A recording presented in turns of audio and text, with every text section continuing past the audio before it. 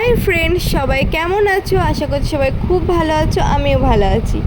বুদ্ধ পূর্ণিমার দিন আমরা সবাই মিলে চলে গেছিলাম, ফ্যামিলি সবাই মিলে চলে গেছিলাম দেপাড়ায়।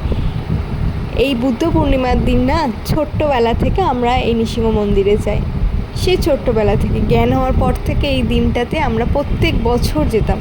লকডাউন এই সময়তে একমাত্র যাওয়া হয়নি, তারপরে এক বছর শরীর অসুস্থ থাকার কারণে যাওয়া হয়নি।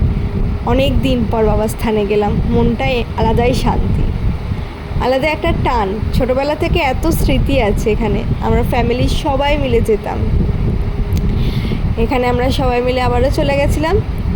আর ওখানে গিয়ে আমার একবার এক বন্ধুর সঙ্গে পরিচয় হয়েছিল।